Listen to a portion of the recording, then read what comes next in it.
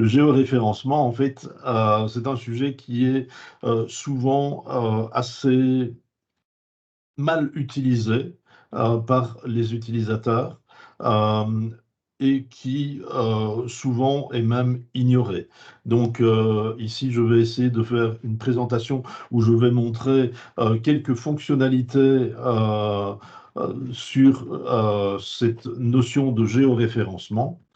Et donc, comme à l'accoutumée, ici, on va découvrir, lever un petit peu le coin du voile sur le géoréférencement. On n'aura pas le temps d'approfondir tous les points parce qu'ils sont nombreux.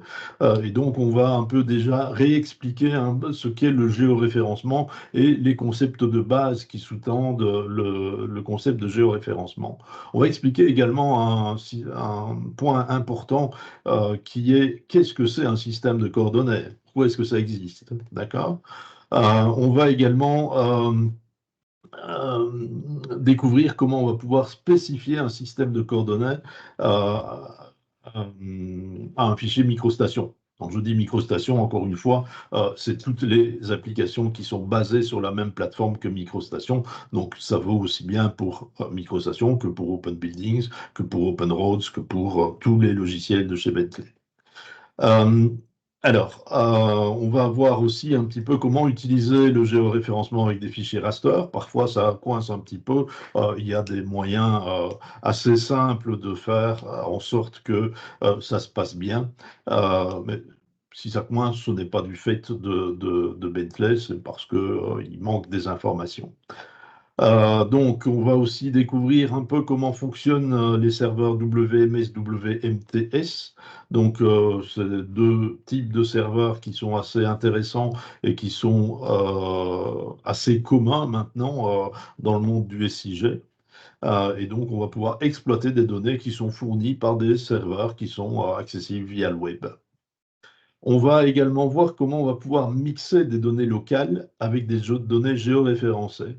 Donc, des données locales, bon, c'est généralement un projet, je sais pas, un projet de bâtiment, par exemple, où on a dit que le 0,0, c'était le coin inférieur gauche du bâtiment. Euh, ben voilà, et puis le bâtiment, on l'a mis parallèlement à l'écran, au bord de l'écran. Donc, c'est très confortable pour l'utilisation. Mais par contre, c'est pas géoréférencé. Et donc, quand on doit mixer ces données locales avec des données géoréférencées, généralement, on fait une bêtise. Donc, je vais expliquer en quoi cette bêtise consiste et comment passer outre cette bêtise tout en gardant un confort maximal. Et puis, comme d'habitude, bon, il y aura quelques petits trucs et astuces que j'expliquerai au fur et à mesure de la présentation. Bien, un système de coordonnées géographiques, qu'est-ce que c'est? En fait, c'est un référentiel dans lequel on va pouvoir représenter des éléments dans l'espace sur la surface de la Terre. Et donc, le problème principal va consister dans le fait que la Terre, ben, c'est globalement une sphère. Et donc, pour représenter des informations en coordonnées XY, ben, ça va être un peu compliqué parce que cette sphère, on ne sait pas la déplier, hein. On connaît tous les problèmes de la projection de Mercator, hein, qui est celle qu'on utilise sur les cartes que l'on voit régulièrement au mur, où on a des déformations qui sont, plus on s'éloigne de l'équateur, plus la déformation est importante. Et donc, voilà, ça c'est le grand problème de la représentation géographique. Mais ici, on va travailler donc avec des coordonnées des systèmes de coordonnées géographiques. Et les systèmes de coordonnées géographiques, en fait, il y en a de deux grands types. On a des systèmes de coordonnées géographiques qui sont des représentations en latitude, longitude, donc en écartement par rapport au méridien de référence, c'est-à-dire le méridien de Greenwich, hein, que tout le monde connaît, et en latitude, pardon, par rapport à l'équateur. Donc c'est euh, un double angle qui va donner un point sur la surface de la sphère, qui n'est pas vraiment une sphère, on va y venir. Alors, Les systèmes de coordonnées géographiques, pour des raisons historiques, techniques, etc., euh, euh, vont représenter la Terre de différentes formes. Il y a différents systèmes qui sont utilisés. Euh, alors, la Terre, on la représente suivant la forme d'une sphère, d'un ellipsoïde ou d'un géoïde. On va voir ce que c'est un petit peu après. Alors, pour simplifier les applications de conception, etc., on va surtout utiliser euh, pour des zones plus réduites. Bien, on peut se dire que la déformation n'est pas trop importante, on est quand même très proche d'un plan, hein. Et donc, on va pouvoir utiliser des coordonnées x, y plutôt que des latitudes, longitudes. Alors, des coordonnées x, y, c'est quand même beaucoup plus facile à appréhender qu'une latitude, longitude, une différence de 1 degré sur une carte en latitude, longitude, bah, c'est assez compliqué à- à- à percevoir, tandis que une différence de 1 mètre en XY, ça tilte tout de suite et on a un confort d'utilisation beaucoup plus important avec des coordonnées XY. Alors, sur les projets, les tailles de projets que l'on utilise généralement, euh, on peut assimiler la portion de terrain sur laquelle on travaille à un plan. Maintenant, il y a des projets plus importants sur des autoroutes, par exemple, qui font plusieurs dizaines, voire centaines de kilomètres. Là, on ne peut plus utiliser cette notion et dire qu'on va travailler en XY. Et donc, il y a d'autres moyens qui vont permettre de travailler continuer à travailler en XY, mais alors sur un plan qui, lui, est courbe. Donc, la Terre, est-ce une sphère? Bien, finalement, non, notre planète, elle n'est pas aussi ronde qu'une balle une bille de billard. Euh, Elle n'est pas plate non plus, d'accord? Donc, je ne sais pas s'il y a des platistes dans l'Assemblée, mais je suis désolé de les décevoir, la Terre n'est pas plate. Euh, Elle n'est pas donc une sphère, mais elle est légèrement écrasée. Donc le rayon à l'équateur ou le rayon au pôle, il y a une différence de plus ou moins 21 km. Ce n'est pas énorme, hein, sur 6000 et des brouettes, ce n'est pas énorme, mais c'est quand même significatif. Donc elle a plutôt un profil ellipsoïdal au méridien.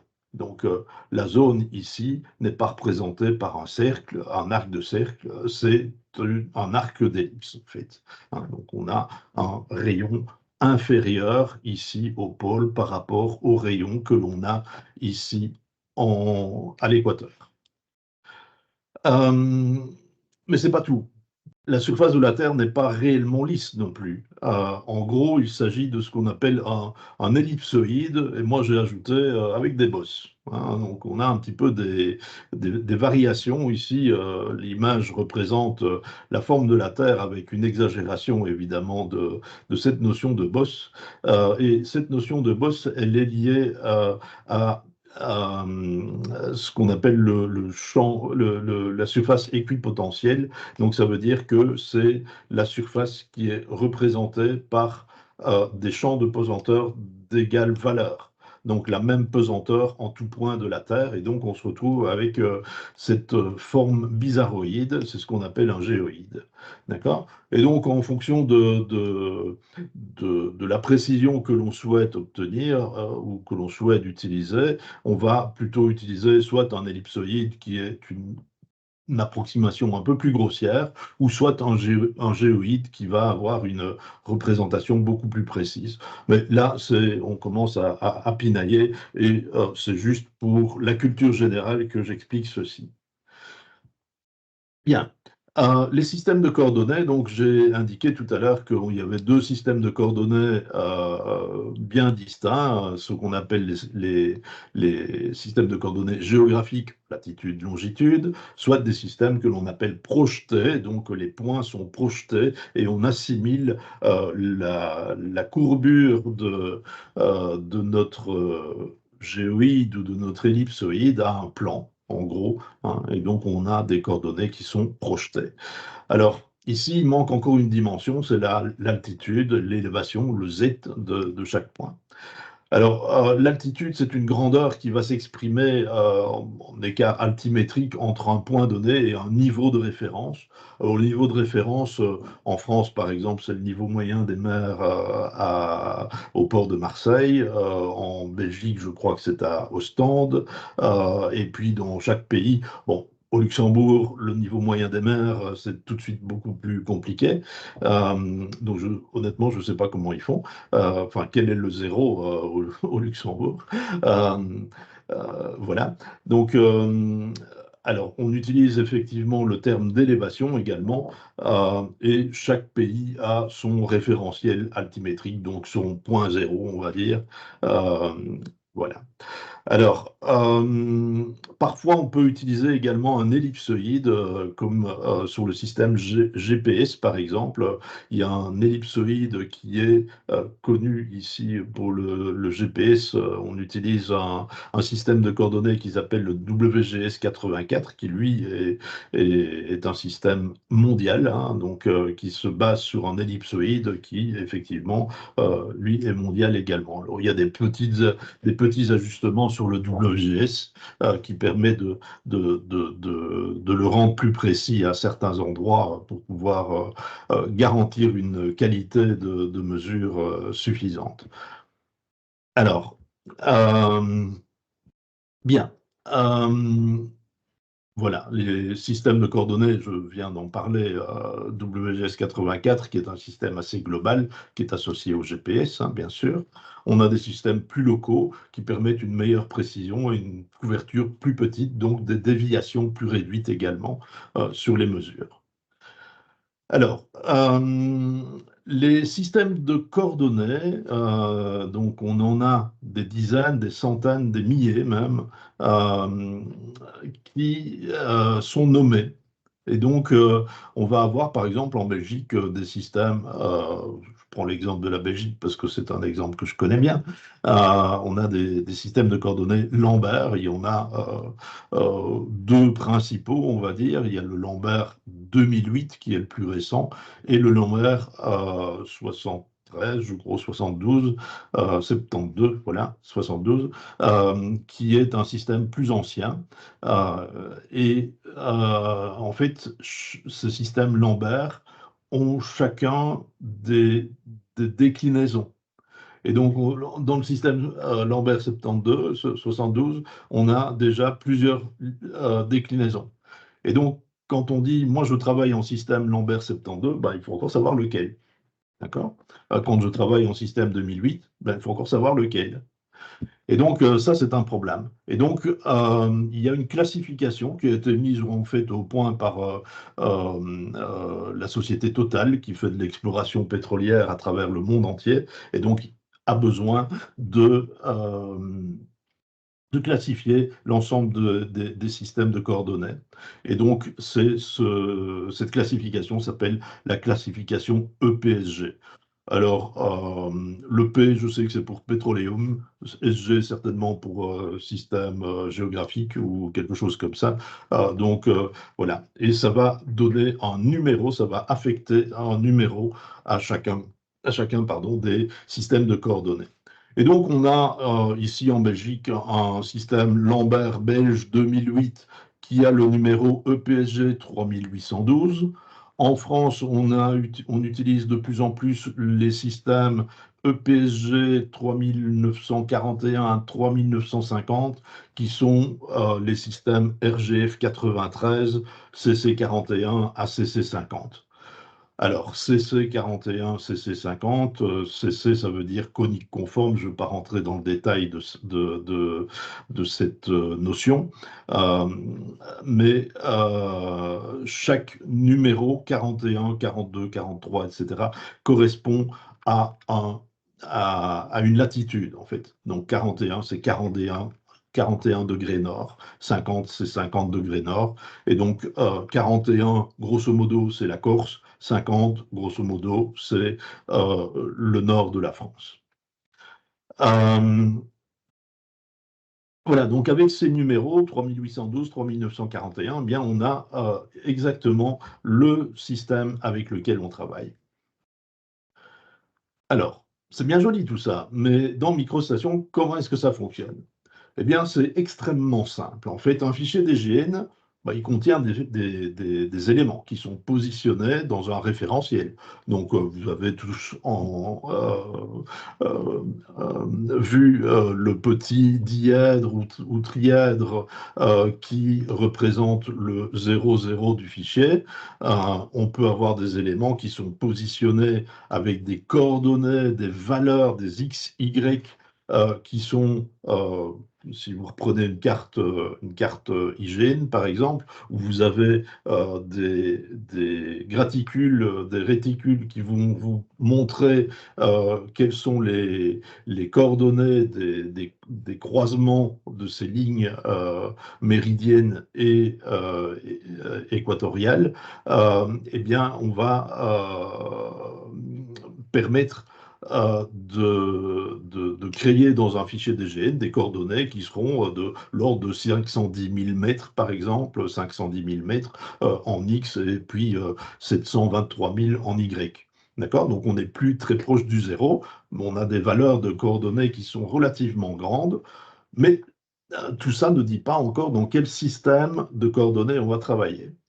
Alors, bien, c'est en ça que ça devient intéressant, c'est que dans MicroStation, on peut affecter un fichier DGN euh, quelconque à un système de coordonnées. Et donc, les valeurs qui sont présentes et qui définissent les éléments, les coordonnées qui définissent les éléments, eh bien, on va pouvoir dire, il ne faut pas se tromper évidemment, hein, on va pouvoir dire, ah ben ça, c'est du Lambert 2008. EPSG, je ne sais plus combien, 3812. Voilà. Et donc, à partir de ce moment-là, eh bien, on a des valeurs, des coordonnées qui sont bien connues en grandeur, et puis on a le référentiel dans lequel elles sont définies. Et donc là, ça va permettre de faire pas mal de choses. Et donc, ça va nous permettre de mixer des données, et de mixer des données, par exemple, qui viennent de Bing Map. Par exemple, dans MicroStation, on peut attacher, on peut visualiser la carte Bing Map, Bing Map, donc c'est le Google Map de Microsoft, hein, en gros. Euh, on va pouvoir également lier les fichiers DGN avec des serveurs WMS ou WMTS. On verra plus tard également tous ces détails. On va pouvoir utiliser des serveurs ArcGIS qui vont pouvoir nous streamer de l'information géographique. On va pouvoir également lier d'autres fichiers vectoriels. Donc, on peut mettre en référence d'autres fichiers qui sont géoréférencés dans le même système de coordonnées que le fichier actif ou dans un autre. D'accord? Et donc, MicroStation a la capacité de faire ce qu'on appelle de la reprojection. On verra ça plus tard aussi. On va pouvoir lier des fichiers raster, d'accord, qui sont eux-mêmes, qui peuvent être eux-mêmes géoréférencés, donc dont on connaît les coordonnées des coins du rectangle qui est représenté par le raster. On va pouvoir également mixer des données qui sont des modélisations de la réalité, donc des maillages de la réalité qui sont générés, par exemple, par Context Capture, pour ne pas le citer, ou par iTwin Capture Modeler, comme il s'appelle maintenant. On va pouvoir mixer également des nuages de points qui sont géoréférencés. Donc, tous les nuages de points ne sont pas géoréférencés, mais ils peuvent l'être. Et donc, en ayant cet ensemble de données qui sont géoréférencées, on va pouvoir mixer, mélanger des données qui viennent, qui sont produites dans des systèmes de coordonnées identiques aux fichiers actifs ou qui sont dans un autre système. Et alors, le MicroStation va faire la reprojection. Alors, voilà, donc ici, c'est ce que je viens d'expliquer. Donc, si les données ne sont pas dans le même système, ben, comment est-ce que ça va se passer? Et donc, il y a quand même trois catégories que l'on va pouvoir mettre en évidence. Bah, tout ce qui est Bing Map, ArcGIS, WMS, WMTS, c'est relativement simple parce que la reprojection est automatique et elle n'est pas possible Donc, on ne peut pas attacher un BigMap, un ArcGIS, un WMS ou un WMTS à un fichier DGN si le fichier DGN n'a pas un système de coordonnées défini. Donc, à partir du moment où il y a un système de coordonnées défini, bon, on connaît le système de coordonnées qui est actif dans le fichier courant, et on va pouvoir utiliser les données BigMap. BigMap, il fournit des données dans le système WGS84. Et donc, si on est en Lambert 2008, par exemple, eh bien, on va pouvoir, MicroStation va faire une reprojection. Il va convertir d'un système dans l'autre les données. On verra également comment ça se passe. Les nuages de points, les maillages de la réalité, les orthophotos par exemple, la projection est automatique si les fichiers contiennent un système de coordonnées défini. On verra que peut-être sur des orthophotos, on va avoir un petit peu plus de mal parce que peut-être que le nom qui est donné au système de coordonnées dans l'orthophoto n'est pas un nom qui est connu par MicroStation. Voilà. Et donc, on va devoir faire un petit bricolage, enfin, une petite action, qui n'est pas du bricolage, hein, c'est vraiment une action tout à fait standard, qui est bien maîtrisée, qui va permettre de visualiser les données dans le bon système de coordonnées. Les fichiers vectoriels, donc des DGN par exemple, les DGN peuvent avoir des systèmes de coordonnées définis. Donc il n'y a pas de problème. Si on a un système de coordonnées défini, on peut l'utiliser directement. Et au moment de l'attachement de ce fichier DGN, eh bien, quand on va faire l'attachement de la référence, eh bien, plutôt que de lui dire qu'on va le mettre en mode coïncident ou en mode, voilà, on va aller lui dire qu'on va travailler en mode géographique reprojeté. Alors, ce mode géographique reprojeté, il ne sera dans la liste des modes d'attachement du fichier en référence, ne sera disponible que si on a un système de coordonnées défini. Si le système de coordonnées n'est pas défini, on n'aura pas cette option qui sera visible. Donc, je vais montrer ici, par exemple, je vais aller dans Attacher, par exemple. Ici, je vais vérifier système de coordonnées. Bien, système de coordonnées, ici, me dit que je n'ai aucun système de coordonnées défini. Et donc, si je fais attacher une référence, ça s'ouvre sur le mauvais écran, voilà. Le mode d'attachement, ici, interactif, c'est celui qui apparaît par défaut, hein, vous le connaissez. On a coïncident également, et puis c'est tout, quoi. Enfin, on en a d'autres, mais on n'a pas celui dont j'ai parlé. Par contre, si on vient ici dans Utilitaire système de coordonnées, je vais en attacher un au hasard, hein. On se fiche de savoir quel système on utilise ici. C'est simplement le fait d'en avoir un. Je vais reprendre attacher la référence. Et ici, dans le mode d'attachement, on va retrouver géographique reprojeté. Et donc, géographique reprojeté va permettre d'utiliser un système de coordonnées, le système de coordonnées courant, peut-être le fichier que l'on attache à un autre système de coordonnées. Et donc, comme les paramètres des systèmes de coordonnées sont bien connus, on sait faire la transformation d'un système vers un autre. D'accord? Et donc, MicroStation va s'occuper de ça. Je reviens à mon PowerPoint. Alors, pour certains types de fichiers, il n'est pas possible de leur affecter un système de coordonnées. Des fichiers BMP, par exemple, à mon avis, BMP, GIF, ce sont des GIF ou GIF, hein, ça dépend, il y a deux écoles. Ce sont des formats de fichiers qui ne sont pas prévus pour faire de l'image de type SIG. Donc, on va plutôt privilégier des formats de type GeoTIFF, ECW, JPEG 2000. Ça, c'est des vrais formats qui sont conçus pour d'abord permettre d'avoir ce qu'on appelle des métadonnées, donc des données qui vont permettre d'indiquer des choses autres que simplement une image. Donc, un système de coordonnées, des coordonnées XY pour les quatre coins du rectangle, et ce genre de choses. Voilà.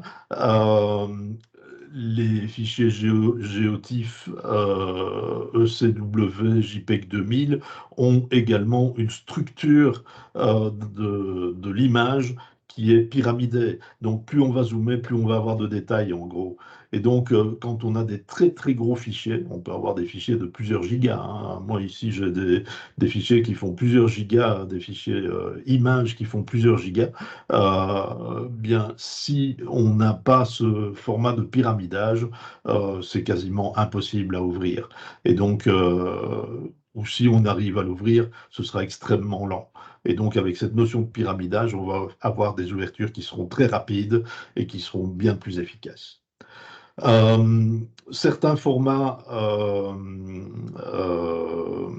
vectoriels, comme le DXF et le DWG, pas DXG, ici j'ai un peu loupé la touche, euh, peuvent ne pas avoir de format de système de coordonnées défini également.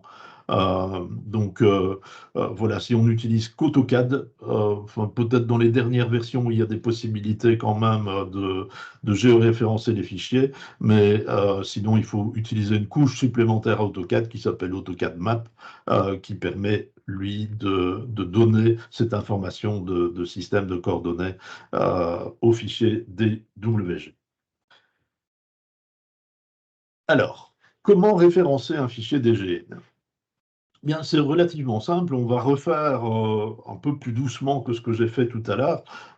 Je vais remontrer comment on va donner cette qualification à un fichier DGN, pardon, cette qualification de système de coordonnées. Et donc, je vais reprendre mon fichier ici. On va le retirer. Et donc, ici, on a une boîte de dialogue qui peut être accédée par divers endroits. Ici, dans le menu dessin, dans le flux de travail dessin, on a dans utilitaire quelques données géographiques, ici, système de coordonnées notamment. OK. On a également, dans les dernières versions de MicroStation 2023, on a un flux de travail contexte géographique qui ajoute toute une série de nouvelles fonctionnalités et qui isole un petit peu toutes les fonctionnalités géographiques de MicroStation. Et donc ici, on va avoir notamment de nouveau ce système de coordonnées qui va appeler exactement la même boîte, hein, c'est le même outil, mais il est à deux endroits différents ou à plusieurs endroits différents. On va avoir également dans ce contexte géographique toute une série de fonctionnalités qui vont être spécifiques à l'utilisation de ArcGIS. On va pouvoir avoir la possibilité d'ajouter ou d'attacher des flux ArcGIS, hein, donc fournis par un serveur ArcGIS. On va pouvoir également attacher des données au format WMS, WMTS, et puis il y a quelques fonctions classiques de MicroStation qui ont été remises ici. Alors, moi, ce que je vais utiliser ici, c'est le système de coordonnées. Donc, on va utiliser la boîte de dialogue qu'on a utilisée tout à l'heure. Et on va voir qu'on a toute une série d'outils ici. On en verra, on ne va pas les voir tous, on va en voir deux, principalement trois, principalement. Et donc, le second, ici, est extrêmement intéressant puisque c'est celui qui va nous permettre d'aller sélectionner le système de coordonnées géographiques. Alors, dans MicroStation, je pense que ce n'est toujours pas le cas, mais on n'est pas capable de créer un nouveau système de coordonnées. Par contre, Bentley fournit, ici, on voit qu'on a les bibliothèques, les systèmes projetés, donc c'est XY, hein. On a les coordonnées des systèmes de coordonnées géographiques, latitude, longitude. Donc ici, c'est des degrés latitude, longitude. Et ici, ce sont des coordonnées XY. Et donc, on va avoir, par exemple, si on regarde en Europe, on va retrouver tous les systèmes belges, mais tous les systèmes belges, il n'y en a pas tellement, sont énumérés ici. Les systèmes français, c'est déjà toute une autre histoire, puisque on a non seulement, voilà, on va retrouver tous les systèmes généralement utilisés en France. Alors, c'est assez rare qu'on me dise bah, mon système de coordonnées, je ne le trouve pas. Donc ici, a priori, on trouve tous les systèmes qui sont utilisés de manière classique. Et on va retrouver notamment les fameux systèmes, je disais, 41 à 50 ici. C'est pas 41, c'est 42, pardon. À 50 ici. 42, c'est la Corse, 50, c'est le nord de la France. D'accord? Et on retrouve également ici des systèmes qui étaient utilisés auparavant, Lambert 1, 2, 3, 1, 2, 3, 4, pardon, et le Lambert E, qui est un Lambert étendu, donc c'est un système Lambert qui couvre l'entièreté de la France, mais avec des déformations plus importantes. Donc, ceux qui sont à privilégier pour la France, ce sont les RGF 93 ici. Voilà. Donc, chacun des systèmes ici va pouvoir être mis, si j'ai par exemple ici Kerguelen, je suppose que c'est un système qui est utilisé euh, dans cette zone-là, par exemple, eh bien, on va pouvoir l'ajouter aux favoris. Et donc, ce sera beaucoup plus facile parce que la liste étant très longue, on va pouvoir retrouver alors nos favoris ici. Moi, ici, j'étais mettre les quelques systèmes français qui m'intéressaient. Le système RGF 93 général, on verra pourquoi je l'ai utilisé, celui-là, et les RGF 93 avec les déclinaisons CC 42 à 50. Plus les systèmes belges également que j'ai été mettre ici. Et donc, voilà, j'ai une liste beaucoup plus courte qui me permet d'accéder très facilement à mes systèmes de coordonnées. Et donc ici, je vais prendre un système de coordonnées Lambert 2008, par exemple. Alors si on regarde la position de mon curseur, ici, je suis avec des coordonnées qui sont de l'ordre de 730 000 et 640 000 en Y. C'est un système belge. Et on va voir que à partir du moment où un système de coordonnées a été défini, eh bien, on va voir apparaître ici dans les outils de vue la possibilité d'avoir une carte d'arrière-plan. Dans les versions précédentes, la version 2023, on ne l'avait pas ici. Il fallait aller dans les attributs de vue et on le retrouvait ici en bas. Euh, on a également, dans le flux contexte géographique ici, on a également cet outil Bing Map ici qui apparaît. Alors, qu'est-ce que ça va permettre de faire? Eh bien, ça va nous permettre simplement de faire apparaître la carte Bing Map puisque on est géoréférencé. Alors ici, j'avais un peu préparé les choses et donc quand on se met en aérien, on va avoir une carte orthophoto, ce qui va me permettre de vérifier que ben voilà, la voiture de ma femme est bien là, donc elle est à la maison. C'est pour la petite blague, hein. Donc voilà. Euh, donc maintenant, ici, j'ai une carte qui provient de Bing Map, qui a la précision d'une carte Bing Map, hein. Donc il ne faut pas penser que c'est la précision centimétrique partout. D'accord? Donc on peut avoir des décalages. Donc on va privilégier plutôt des orthophotos qui vont provenir de l'IGN, par exemple, si on veut avoir une qualité supérieure, ou des orthophotos que l'on va faire soi-même, mais bon, il faut avoir les moyens de le faire. Euh, mais ici, en première approche, pour faire un plan d'implantation, par exemple, c'est extrêmement pratique d'utiliser Bing Map parce qu'en plus, c'est disponible sur l'ensemble de la planète. Ok. Bien, ça c'est juste pour introduire le sujet de comment on va affecter un système de coordonnées. Alors, maintenant on va aller un petit peu plus loin et on va ouvrir un fichier qui contient réellement des données vectorielles qui ont été créées dans un système de coordonnées, ici en l'occurrence le système NTF Lambert 1C, donc un système un peu plus ancien, EPSG 27571. mais il n'a pas été spécifié. Donc, si je prends mon microstation, je vais ouvrir mon fond de plan, ouvrir, donc on voit apparaître dans la prévisualisation ici notre fond de plan, et on va se retrouver avec un, euh, des éléments qui sont à des coordonnées relativement importantes. On est aussi 600 000, 1 200 000. Le 00 pour les coordonnées, les systèmes de coordonnées, il est arbitraire, hein. Donc on peut avoir des... Si on regarde les systèmes de coordonnées Lambert 1, 2, 3, 4 français par exemple, eh bien le Y, donc dans le sens du sud vers le nord, on va dire, euh, eh bien, il va y avoir un gros décalage. Et donc, comme ça, rien qu'en regardant les coordonnées, eh bien, on sait si on est dans un système ou dans l'autre. D'accord?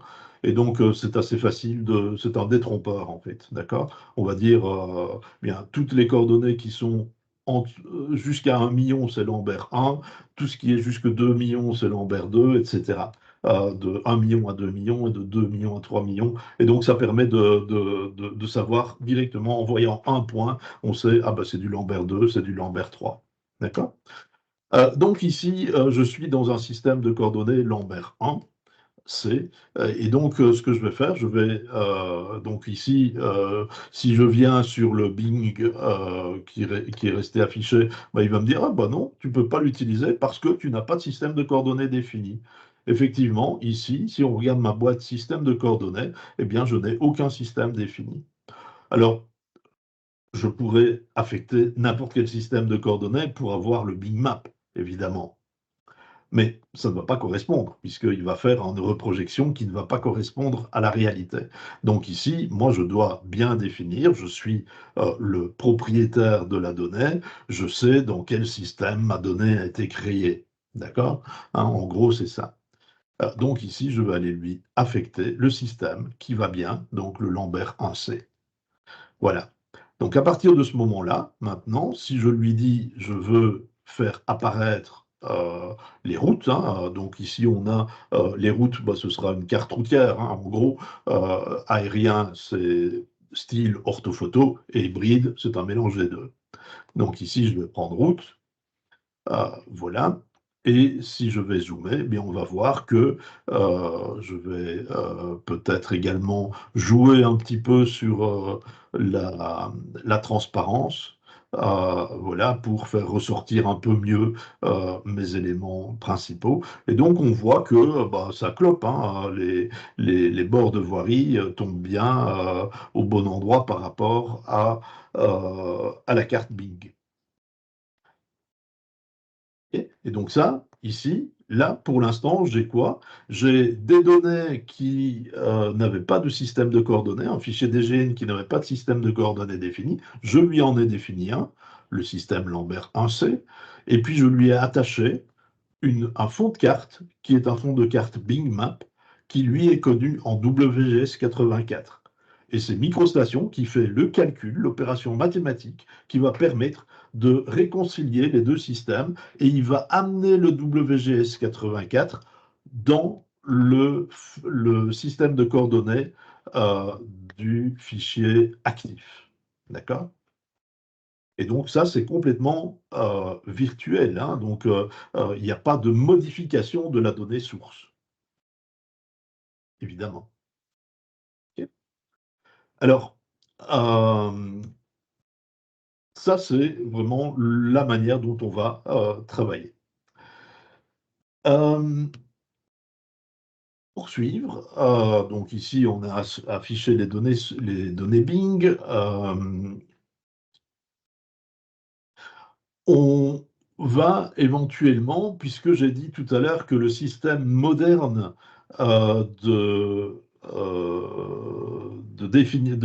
le système moderne de système de coordonnées utilisé en France, ce ne sont plus les Lambert 1, Lambert 2, etc., mais ce sont les CC, les RGF 93, CC quelque chose. Et donc, la zone dans laquelle je suis, dans laquelle mon dessin se trouve, je vais réenlever la carte Bing. Ces données, elles sont connues actuellement en Lambert 1C. Mais peut-être que je souhaiterais les convertir, vraiment les convertir. Maintenant, ce ne sera plus une opération virtuelle et à la volée, hein, ce sera une conversion dans le système RGF93 CC49 qui correspond à la zone en latitude, qui correspond à l'endroit où se trouvent mes données. Et donc, qu'est-ce que je vais faire? Eh bien, je vais faire la suite d'opérations qui est illustrée ici, et je vais la faire en direct. Et donc ici, j'ai un système qui est défini. Alors, ce que je vais aller faire, je vais simplement sélectionner ceci, et je vais lui dire, bien, c'est du CC49. Et donc, je vais sélectionner à la place du Lambert 1, je vais sélectionner le CC49. Alors, qu'est-ce qui va se passer? Pour quelle raison est-ce qu'on va faire ça? Mais il y a deux cas d'école, il y a deux cas de figure. Le premier, c'est, j'ai mis que c'était du Lambert 1, ben non, je me suis trompé, c'était pas du Lambert 1, désolé, c'est un autre système de coordonnées. Et donc, je vais simplement remplacer le système de coordonnées par un autre système de coordonnées. Mais ici, c'est pas ça que je vais faire. Je vais lui dire, je suis en Lambert 1, et je vais sélectionner le Lambert CC49, le Lambert 93 CC49, simplement parce que je souhaite que mes données qui sont réellement en Lambert 1 soient converties dans un autre système de coordonnées. Et donc, il va faire l'opération mathématique pour faire le calcul de transformation d'un système à un autre système. Et donc, si on regarde les coordonnées, ici, on est à plus ou moins 600 000 et 1 100 000. OK? Donc, je vais double-cliquer ici pour sélectionner mon système et il me dit, tiens, qu'est-ce que tu veux faire? Ça, c'est ce que je viens de dire, hein. Soit tu corriges le système de coordonnées et donc il n'y aura pas de reprojection de données, hein. On- on change le système qu'on avait affecté erronément.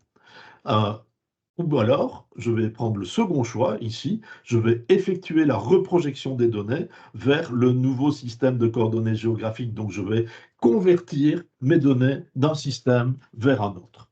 Et donc ici, je fais OK. On va voir que les données vont disparaître de l'écran, tout simplement parce que ne sont plus au même endroit. Les grandeurs ne sont plus les mêmes. Et donc ici, on voit bien qu'il est passé maintenant en RGF 93 CC49. Si je fais un vue globale, ici, on va voir réapparaître l'ensemble de mes données, mais à la place d'être en 600 000 et puis 1 million et des brouettes, eh bien ici, je suis à 1 million 650 000 et puis 8 millions, etc. Et donc, on voit vraiment qu'il y a eu une translation très importante des données.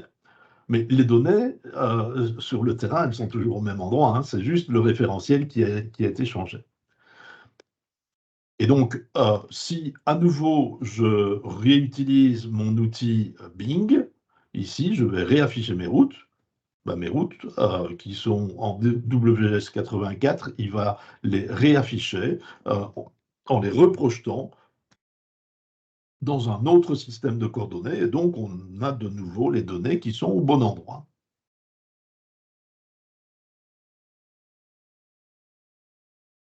Bien, voilà. Ça, c'est un point qui est super intéressant et super important. Alors, référencer un autre fichier DGN qui est peut-être dans un autre système de coordonnées. D'accord? Bien, ici, j'ai mes données qui représentent mes corps de rue. Je vais afficher des données qui représentent du réseau. Bien, mes données qui représentent du réseau, tout simplement, je vais désafficher de nouveau ma carte Bing. Voilà. Mes données qui représentent du réseau, si je les affiche, je vais les attacher, pardon, ici, et je vais prendre mon fichier réseau, ouvrir.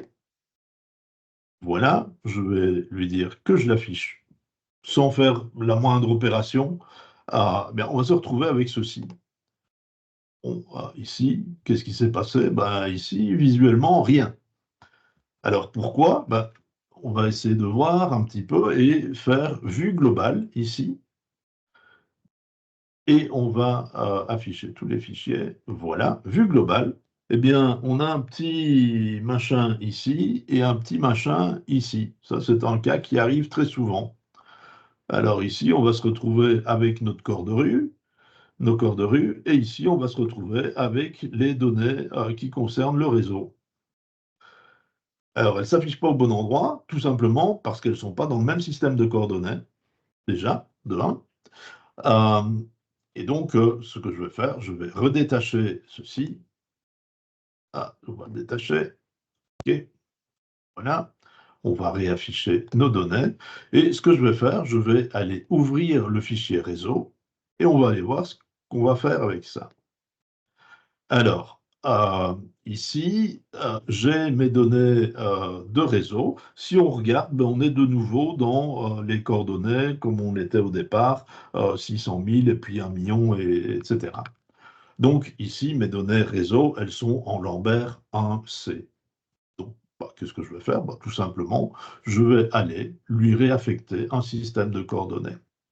Et je vais lui affecter le système Lambert 1C comme je l'avais fait au départ. Et en fait, effectivement, ce sont des données qui sont dans ce système de coordonnées. Voilà. Donc, ici, maintenant, j'ai bien mes données avec des grandeurs de coordonnées qui correspondent bien avec mon système Lambert 1C.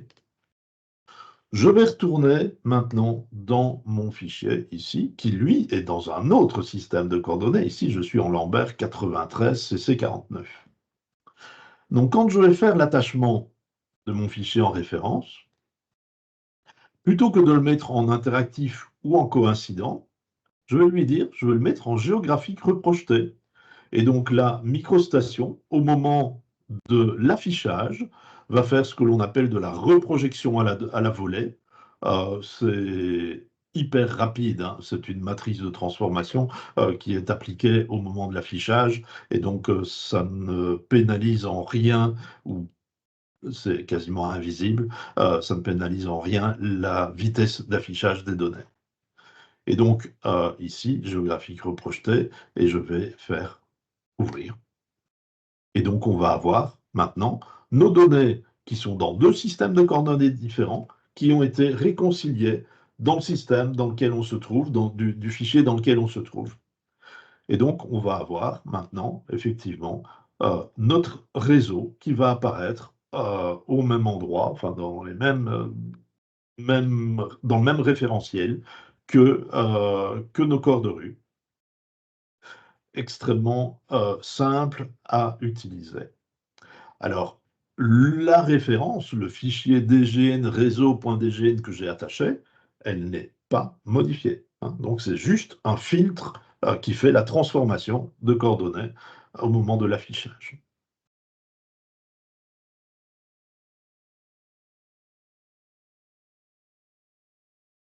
Alors, un autre point, un point un peu plus amusant ici, parce que c'est un petit peu technique.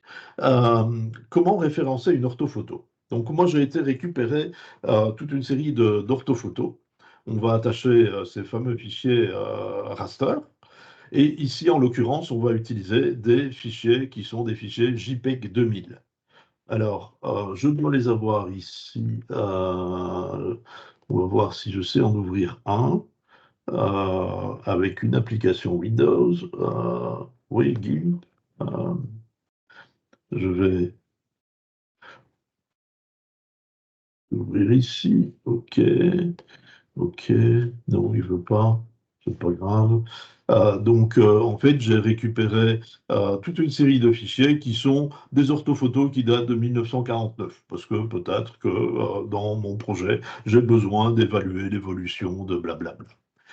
Et donc, ce fichier, il est constitué de quoi? Il est constitué de l'image, qui est un fichier JP2, hein, JPEG 2000, et d'un autre petit fichier qui s'appelle, qui a l'extension TAB.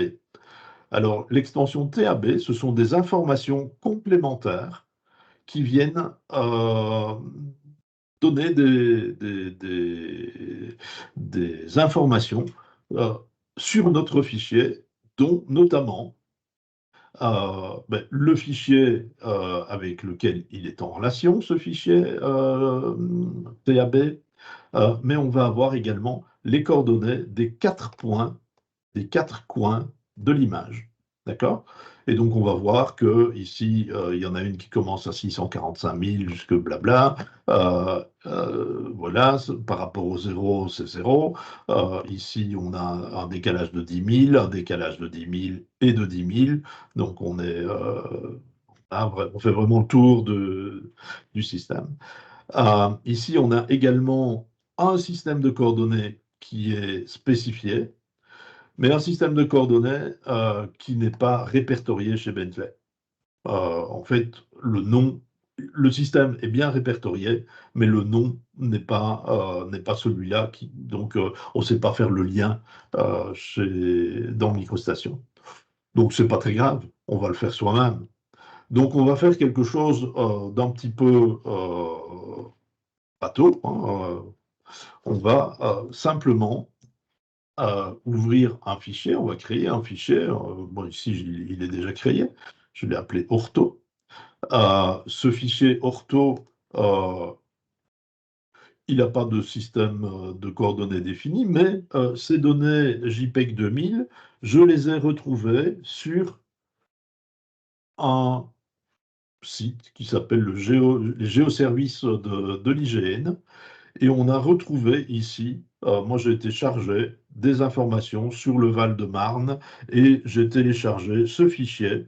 Et ce fichier, quelque part, nous dit que le système de coordonnées qui est utilisé, ben voilà, c'est le Lambert 93, euh, qui est le système qui a été utilisé. Alors, bah, puisque c'est le Lambert 93 qui a été utilisé, moi je vais dire ici, mon fichier, je vais le mettre en Lambert 93, ici, voilà, RGF 93. Voilà. Donc ça, c'est le système que je vais utiliser pour ce fichier. Et puis, à ce fichier, bah, tout simplement, je vais aller lui dire que je vais attacher les références, les images. Donc, on va faire ceci, nouveau. Je vais aller, pardon, j'ai pas pris le bon, euh, ici, voilà. Je vais aller chercher mes orthos, ici, et on va prendre tous les fichiers JPEG 2000, voilà. Vous voyez, il y en a quand même une série, euh, et ça va quand même être très rapide, hein. Donc ici, ce qu'on peut faire également, ça c'est un petit truc, hein, c'est que les fichiers que l'on va attacher, les fichiers raster que l'on va attacher, donc, ben, on peut les mettre dans une couche particulière, orthophoto par exemple. OK, voilà.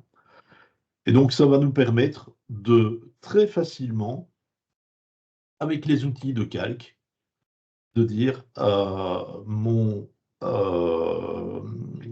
mes images ici, eh bien, en un seul clic, je vais les masquer ou je vais les afficher, plutôt que d'aller dans la boîte de gestion de raster pour chaque photo, lui dire je veux l'afficher ou pas l'afficher. Et donc, vous voyez, ici, on a un ensemble de photos, hein. Si on survole ceci, vous voyez, on a euh, nos rectangles, nos carrés, dont on a les coordonnées X, Y, Z de chaque coin, XY, pardon, de chaque coin. Et donc, ça nous permet de les repositionner. Et donc, comme elles sont repositionnées à des valeurs de coordonnées que l'on voit ici dans le bas, que l'on a défini également un système de coordonnées ici, eh bien, ça va nous permettre de les mixer avec une carte quelconque, bon, des données aussi géoréférenciées. Donc, on va pouvoir prendre ceci et venir. Voilà, ici, on voit bien que c'est la Seine qui passe ici.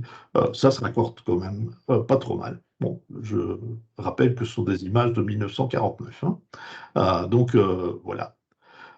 Donc, c'est extrêmement pratique, rapide, efficace.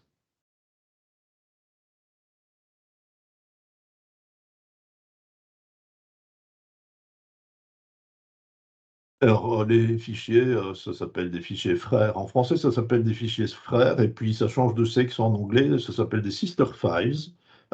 Et donc, voilà, ça peut être intéressant parce que parfois, quand on cherche dans la documentation, on ne trouve pas des brother files. Euh, voilà. Et donc, la solution de contournement élégante, bien, c'est celle que je viens de montrer. On va attacher les fichiers dont le système de coordonnées n'est pas réinterprété automatiquement par MicroStation. On va les attacher à un fichier auquel on va donner un système de coordonnées. Et donc, ça permet de les gérer très facilement.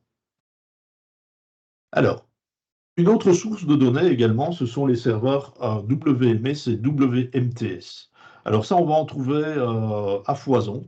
Euh, En Belgique, on a ce qu'on appelle les géoservices, le géoportail. En France, c'est aussi le géoservice. Au Luxembourg, je crois que c'est aussi géoservice. Et donc, on va retrouver ces fameux géoservices qui vont fournir des informations au format WMS ou WMTS. Alors la différence entre les deux, grosso modo, ça fait un peu la même chose, mais le WMS va transmettre des images complètes, tandis que le WMTS va fournir des fragments, donc des petits carrés en fonction de l'échelle de taille différente également. Et donc, globalement, le WMTS est plus efficace en termes de performance que le WMS, mais parfois, comme je l'indique ici en dessous, tous les serveurs ne font pas à la fois du WMS et du WMTS. Et donc, parfois, on va trouver uniquement des informations en WMS, et parfois, on va les trouver en WMTS. Donc, voilà, ce sera un petit peu, il faudra fouiller un petit peu pour savoir ce qu'il faut utiliser. Mais ça fonctionne pas mal. Et donc, ces données sont nécessairement, forcément géoréférencées, puisque c'est fourni par des SIG. D'accord? Alors, les serveurs peuvent être publics. Hein, donc, les géoservices, aussi bien en France qu'en Belgique qu'au Luxembourg, il y a une partie qui est privée. En France, ça s'appelle les géoservices essentiels. En Belgique, je ne sais pas si ça a un nom particulier. Euh, et au Luxembourg, peut-être aussi, je ne sais pas. Mais les géoservices essentiels sont des géoservices que l'on peut utiliser librement et qui sont accessibles au plus grand nombre. Alors, peut-être que dans les gens qui suivent la formation, où il y en a qui travaillent dans des services qui sont des services de l'État, ces services ont en général accès à d'autres données qui sont des données plus qualitatives. Par exemple, typiquement en Belgique, c'est un cas que je connais bien, on a des serveurs WMS ou WMTS qui fournissent des orthophotos. D'accord? Donc, en streaming. Donc, on va avoir l'orthophoto comme la carte Bing qui va s'afficher, mais avec une qualité, une précision supérieure. Mais on n'aura pas les dernières années. On va avoir peut-être les orthophotos de 2019, par exemple, alors qu'on est en 2024. Donc voilà, c'est un petit peu la différence, tandis que les services payants ou les services d'État, eux, ont accès directement aux dernières versions des orthophotos. Alors, on va de nouveau réutiliser la région que l'on vient d'utiliser. On va utiliser les géoservices essentiels. Alors, pour le moment, il y a une migration qui est en cours sur le portail du géoservice. Et donc, il y a une page bascule. Donc, il y a des choses qu'on va trouver sur un serveur et d'autres qu'on va trouver sur un autre serveur. Mais ça, c'est indépendant de MicroStation, hein. C'est l'IGN qui est en train de faire des migrations. Et donc, on va retrouver ce type de lien, d'accord, qui va nous permettre de télécharger des informations tuilées WMTS. En fait, le T ici veut dire tile, et tile en anglais, en français, ça veut dire, en anglais, ça veut dire tuile en français. Voilà, donc ici, je vais aller sur les géoservices. Ici, on va pouvoir retrouver des informations. Moi, ici, pour ne pas passer mon temps à fouiller à chaque fois, j'ai déjà préparé quelques informations. Et j'ai préparé une première information qui représente les limites administratives, donc les limites de communes, etc. Euh, auquel on va ajouter, on va mixer une information qui vient aussi, mais qui, elle, est dans un autre format. Donc ici, on a du WMS pour ces limites administratives, et ici, on a du WMTS pour la partie routière, à laquelle on va encore ajouter les surfaces de bâti. D'accord? Et ça va nous donner un plan qui sera assez complet et qui contiendra à la fois des limites de communes, du bâti, le nom des rues, etc. Et ça vient tout à fait automatiquement et gratuitement à travers ces flux WMS et WMTS. Donc, on va faire cette petite expérience. Donc, je vais reprendre un fichier, je ne sais plus lequel je vais prendre. Bon, on va prendre un nouveau. On va créer un nouveau fichier. Et je vais l'appeler présentation. Présentation. Euh, voilà, enregistré. Et donc, qu'est-ce que je vais faire? Ben, je vais simplement aller dire que je vais aller définir un système de coordonnées, sinon je ne pourrai pas accéder. Si j'essaie ici de cliquer sur Nouveau WMS, il me dit, ben non, tu ne peux pas, parce que tu n'as pas de système de coordonnées. Donc, je vais aller sélectionner le système de coordonnées qui me va bien, le CC49, RGF93, CC49. Et donc ici, je peux aller sélectionner Nouveau WMS et je vais pouvoir, à travers cet écran, je vais pouvoir aller sélectionner, voilà, ici je retrouve les ign.fr essentiels, voilà, et ici, il est en attente du serveur, le serveur va lui dire toutes les couches qu'il va pouvoir lui fournir. Alors, il y a des moments où ça va plus vite, il y a des moments où ça va moins vite, tout dépend du nombre de consommateurs, d'utilisateurs qui se connectent sur le serveur de manière simultanée. Donc là, c'est un peu plus long que ce que je ne pensais. Voilà. Et donc ici, bah, il nous dit que bah, effectivement, le flux que j'essaye de contacter, bah, il a été migré. Donc il y a un message ici. Ici, on va retrouver les limites administratives, c'est celle que je vais afficher. Donc voilà, il suffit alors de dire, bien, cette limite administrative, je vais l'ajouter à ma carte. On va pouvoir, ici je n'ai pas d'autres possibilités, donc, mais on va pouvoir éventuellement ajouter plusieurs couches à notre carte. On a toute une série d'informations ici, et puis on va enregistrer et attacher, ou simplement enregistrer. Alors si on fait enregistrer, il va nous proposer de sauvegarder toutes les opérations que je viens de faire dans un fichier que je vais appeler test. Par exemple, ici, enregistrer, test admin. Voilà. Voilà. Et donc ici, je n'ai fait que de l'enregistrer, donc je ne l'ai pas attaché en même temps. J'aurais pu également faire nouveau WMS. On va prendre ceci, voilà. Et là, j'aurais fait enregistrer et attacher. Je vais faire la même chose. Je vais écraser celui-là, voilà, il existe déjà, je l'écrase, et là, en même temps, il aura été...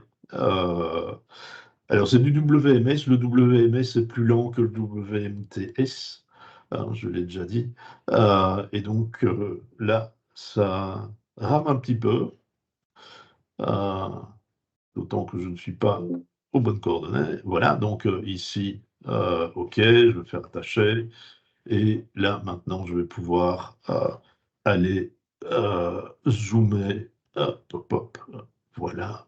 Val-de-Marne. Ici, vous voyez, ça prend un petit peu de temps. Le rafraîchissement prend un petit peu de temps. Voilà. Vous voyez, ça, c'est typiquement du WMS. C'est un peu plus lent que le WMTS. Et donc, la zone qui nous intéresse, elle est ici. Donc, Ça, c'est la première opération. Là, j'ai vraiment constitué ma couche d'informations. Pour le reste, je ne vais pas faire nouveau WMTS parce que je les ai déjà faits. Donc, on va les récupérer automatiquement. Ici, j'ai une couche route et une couche bâtiment. Et donc, je vais faire l'opération que j'ai montrée dans le PowerPoint. Voilà, ici, je vais lui dire que ça, je vais la mettre. Bon, ici, j'ai pas de niveau, j'ai créé un nouveau fichier. Voilà. Et on voit que c'est beaucoup plus dynamique en WMTS. Et je vais attacher les bâtiments également. Bâtiments, ce qui est intéressant, c'est que vous voyez, on a des grands aplats. Et ça, ça dépend du niveau de zoom, en fait.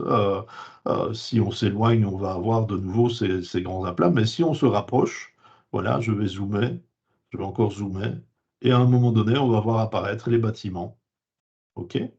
Et donc ici, on a notre couche qui est enfin, qui devient extrêmement détaillée. Et plus on va zoomer, plus on va avoir de détails jusqu'à avoir les numéros de police des bâtiments, les numéros de bâtiments. OK? Le nom des rues, etc. Alors que si on recule, bien on ne verra plus nécessairement le nom des rues. Voilà. Toutes ces données sont générées de manière dynamique et donc ici, moi j'ai un confort d'utilisation relativement intéressant hein, parce que ces données, moi je suis situé en Belgique, mes données, elles sont sur des serveurs en France. Hein, donc voilà, tout ça, je n'ai rien sur ma machine, hein, je n'ai qu'un petit fichier qui fait le lien avec le serveur. Donc c'est super, super pratique.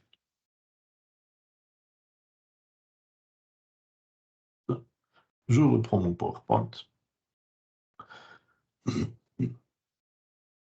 Alors, on va terminer par ce petit truc et astuce que je montre très souvent en formation, qui permet de travailler, enfin qui permet de géoréférencer, oui effectivement, des données qui sont connues dans un système local. Donc, très souvent, quand on fait un projet d'architecture, on fait un projet je sais pas moi, d'une industrie, on implante des halls pour une industrie, euh, c'est souvent pas très pratique de travailler avec le projet en coordonnées géoréférencées, en position géoréférencée, tout simplement parce que le bâtiment va être en diagonale sur l'écran, il sera avec des coordonnées qui seront très importantes, et donc c'est moins facile de percevoir une différence entre 13 mètres et 28 mètres que c'est plus facile d'avoir une perception de différence de coordonnées entre 13 mètres et 28 mètres, par exemple, hein, que entre 689 627 et 689 823. Hein, ok. Donc, c'est plus facile d'avoir des coordonnées plus petites. Et donc, travailler sur la conception du projet en coordonnées locales, c'est très pratique.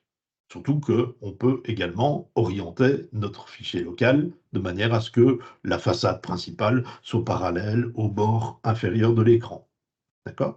Et donc, tout ça rend le dessin beaucoup plus pratique, beaucoup plus facile à manipuler. Alors, qu'est-ce qu'on va faire?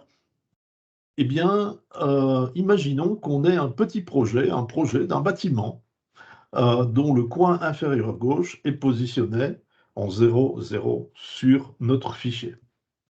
Et la façade principale parallèle au bord de la vue, au bord de l'écran. Imaginons maintenant que ce bâtiment doit être construit. Bah, si on fait le projet, c'est qu'on a quand même à un moment donné envie de le construire, ce bâtiment.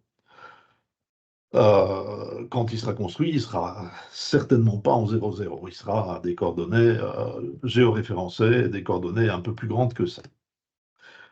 Alors, si on souhaite le mettre en situation, par exemple, pour faire un plan d'implantation, pour illustrer, pour le mixer avec d'autres données, par exemple, si on parle d'une industrie, on n'a souvent pas qu'un bâtiment, on va avoir plusieurs bâtiments et puis on va les articuler les uns par rapport aux autres.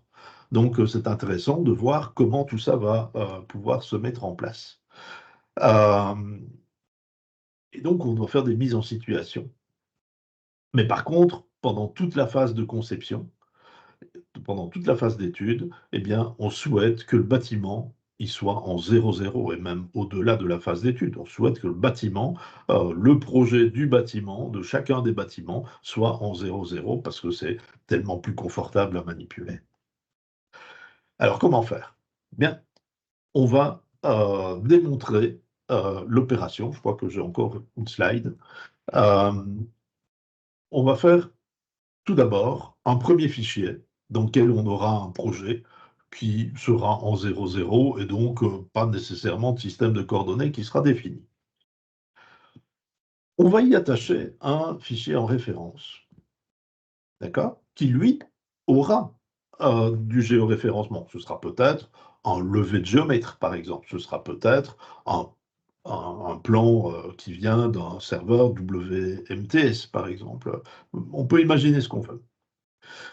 Euh, Alors, ce qu'on va faire, c'est attacher ce fichier en référence, et puis maintenant, euh, on va se retrouver avec des éléments qui seront à la fois les données du projet, qui sont dans le fichier actif, et qui sont en 0,0 ou autour de 0,0, et puis des éléments géoréférencés qui sont avec des coordonnées très importantes. Et donc, on va se retrouver, si on fait un zoom global, avec, comme tout à l'heure, un petit amas de données à un endroit, et puis très loin, un autre amas de données. Alors, ce qu'on va faire, c'est tout l'inverse de ce que les gens font d'habitude. D'habitude, on va prendre les données projets et on va aller les déplacer dans la référence pour les géoréférencer. Eh bien, ici, on va faire tout à fait l'inverse. On va prendre la référence. On va pas modifier les données du fichier en référence, on va modifier la position de la référence et on va la déplacer de manière à faire correspondre un point commun dans la référence à un point qui correspond à notre projet, à un point du projet. Et puis on va orienter également la référence. Alors là, maintenant, on va se retrouver face à quelque chose que, je ne sais pas s'il y a des géomètres dans l'assistance, mais un truc que les géomètres connaissent bien, ou les 6G connaissent bien. On a une translation plus une rotation, et une translation plus une rotation, ça s'appelle une transformation de Helmer.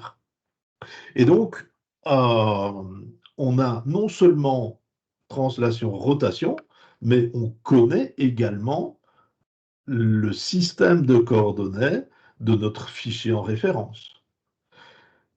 Et donc, à notre fichier qui est en coordonnées locales, pour l'instant qui n'a pas de système de coordonnées, bien, qu'est-ce qu'on va faire?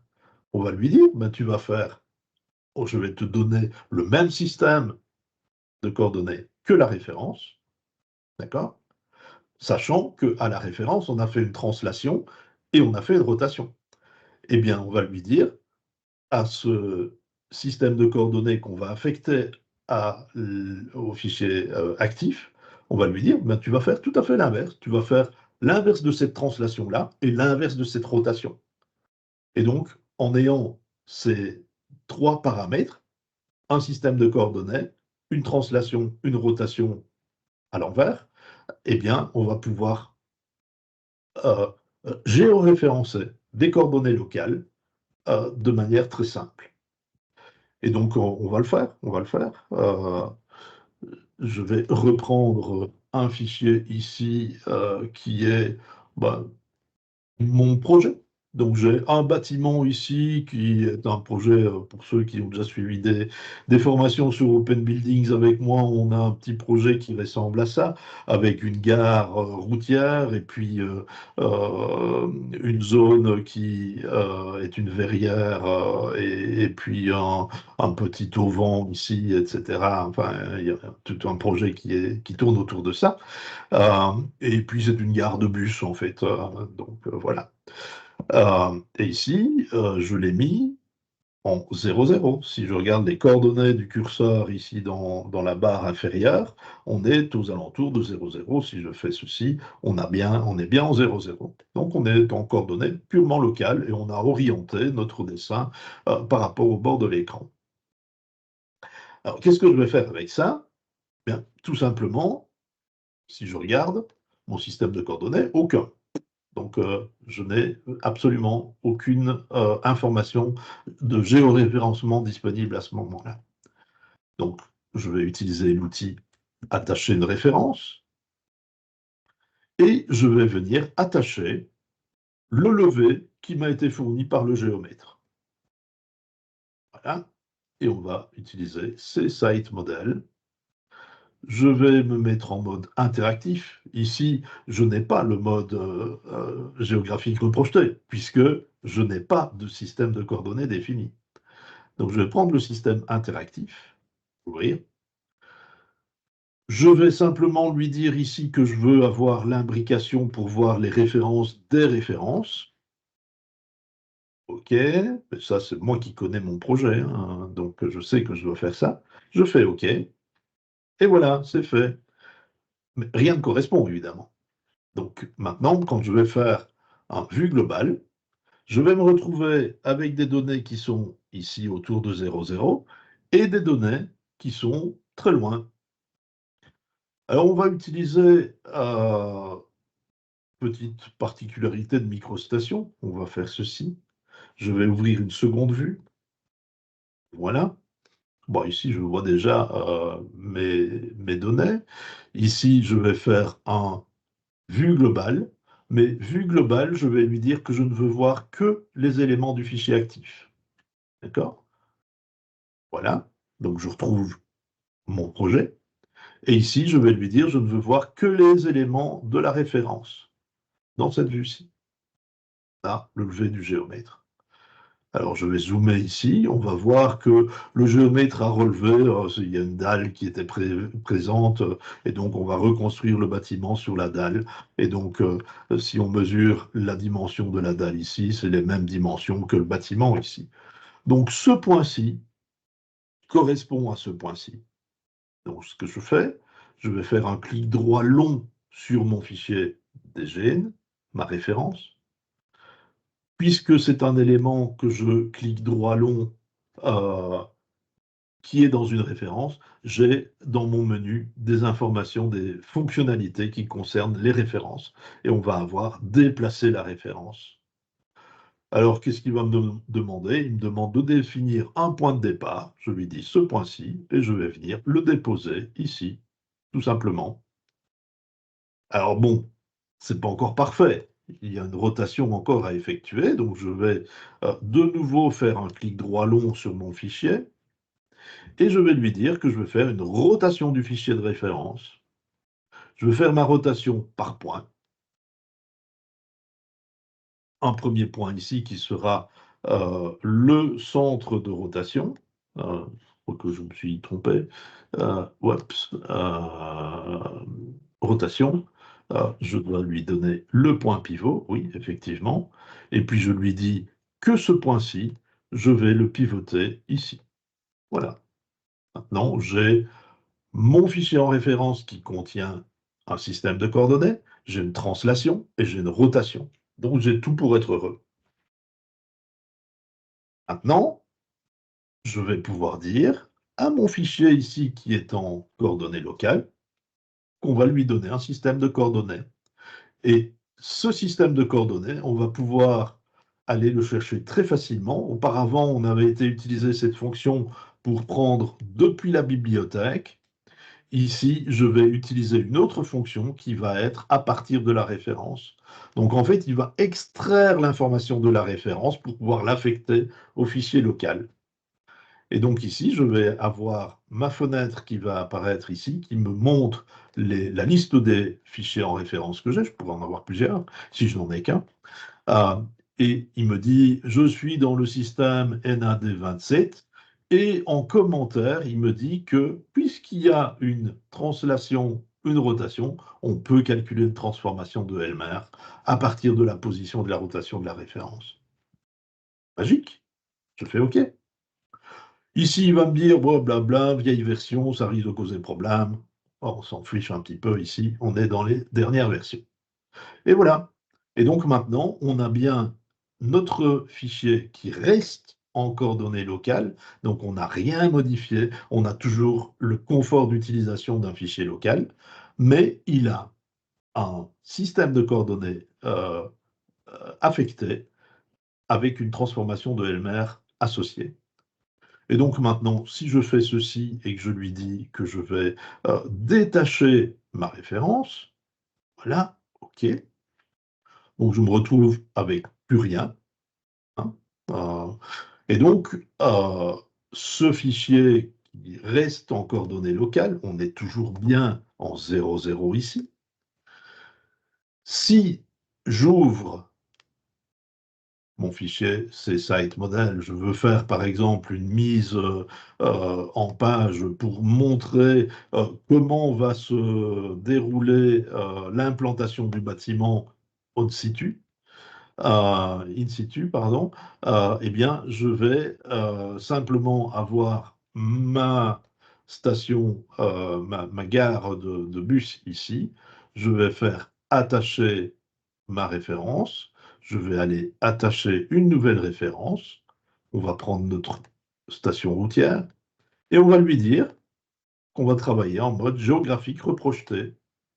OK, je fais ouvrir et elle apparaît tout de suite au bon endroit dans notre fichier en référence et on peut faire le plan qui va montrer l'implantation de notre nouveau bâtiment. Magique. Voilà. Euh, je pense que j'en ai terminé pour aujourd'hui. Vous pouvez reprendre la main, vous pouvez réactiver vos micros, vous pouvez me poser des questions. Maintenant, je serai heureux d'y répondre.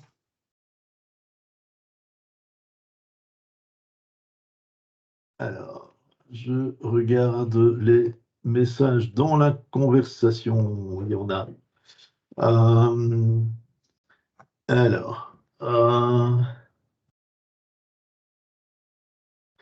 alors, euh, Sandrine me demande tout d'abord, faut-il un add-on pour obtenir le contexte géographique?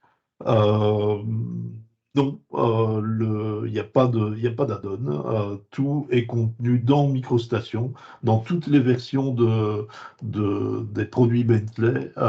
On a cette notion de géoréférencement. Il n'y a pas d'outils supplémentaires à devoir utiliser. Mais effectivement, il faut définir le système de coordonnées au préalable, puisque MicroStation n'a pas la capacité d'inventer ou de deviner un système de coordonnées. Alors, Pierre Fredel me demande s'il faut disposer de la version 10.16 de MicroStation ou plus récente. Bien non. Ces fonctionnalités existent dans MicroStation, je crois, depuis très longtemps. Je ne saurais pas dire à quelle époque ça a été implémenté, mais je crois que déjà en MicroStation J, il y avait des fonctionnalités de géoréférencement. On était fin des années 90. Euh, alors, j'ai la version 10.17, me dit Sandrine, mais je n'ai pas l'option contexte géographique. Ah oui, pardon. L'option contexte géographique, effectivement, c'est quelque chose qui est apparu avec MicroStation 2023. MicroStation 2023 est sorti en décembre 2023. C'est pour ça qu'il s'appelle 2023 et pas 2024. Il y a une version MicroStation 2024 qui va sortir, à mon sens, dans le courant du mois d'avril. Le programme de bêta testing final commence cette semaine. J'ai une réunion avec Bentley cette semaine pour le bêta test final de la version 2024. Donc voilà, donc ça va apparaître, mais effectivement le flux de travail contexte géographique est apparu dans la version 2023. Mais les outils qui sont dans cette et ceux que j'ai présentés aujourd'hui, je pense qu'il n'y a pas beaucoup d'exceptions, à part Bing Map qui est apparu dans la Connect Edition, mais les outils de géoréférencement sont des outils qui existent depuis très longtemps dans MicroStation.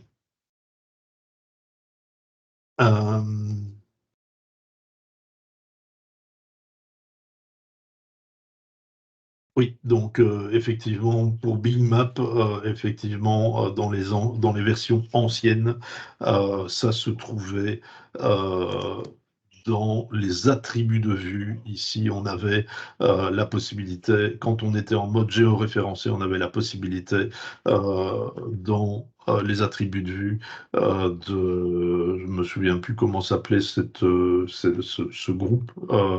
Il y avait la possibilité de sélectionner euh, la carte Bing Map en affichage.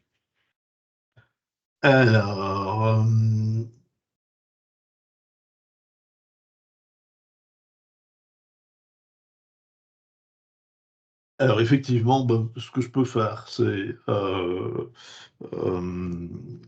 ceci. On va prendre MicroStation. Je vais prendre une version de MicroStation plus ancienne, MicroStation Connect Edition. Voilà.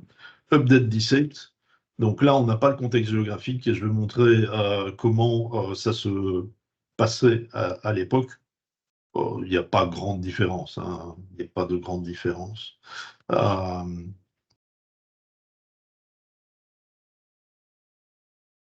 donc ici, je vais prendre un autre webinaire, par exemple. Ah, c'est pas celui-là. Voilà. J'essaie de trouver. Hop, hop, hop. On va faire un test. Non, ça c'est. Juste prendre. Ma nouveau fichier. On va faire un test. Bon, test 2, alors. Voilà. Alors, ici, qu'est-ce qu'on va faire? Je vais montrer comment ça se passait dans les versions antérieures à la version MicroStation 2023. La première chose, on pouvait éventuellement, ici, on n'a pas le contexte géographique, le flux de travail contexte géographique qui apparaît, mais on peut aller ici dans Utilitaire. Dans Utilitaire, on a système de coordonnées, et là, on va pouvoir sélectionner notre système de coordonnées. Alors ici, dans mes favoris, je n'ai pas, puisque c'était dans la version 2023 que je les ai associés, donc je vais aller ici en Europe, en Belgique, et je vais aller choisir le Lambert 2008, par exemple, exactement de la même manière, hein. Il n'y a pas de grande différence. On va lui dire maintenant que je voudrais bien voir la carte Bing Map. Donc là, je vais dans les attributs de vue. Et ici, on a carte d'arrière-plan qui apparaît, qui n'apparaissait pas dans la version 2023 puisque ça a été déplacé. Et là, on va utiliser les mêmes options. On va mettre plan, par exemple. Voilà. Alors, si je veux, voilà, ici, on voit, je vais faire un vue globale. Je vais faire un zoom arrière. Voilà, voilà.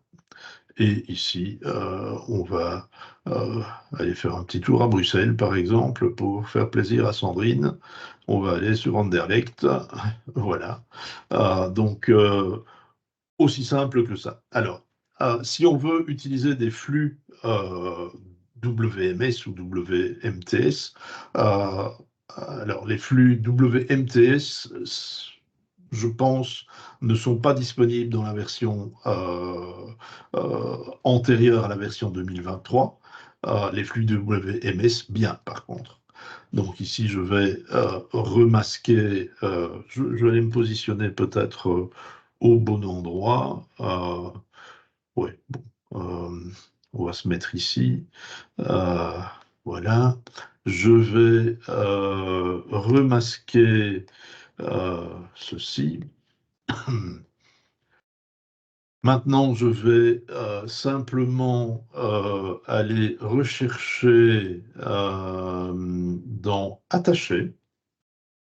En fait, les flux WMS, WMTS, enfin WMS ici en l'occurrence, ce sont des images.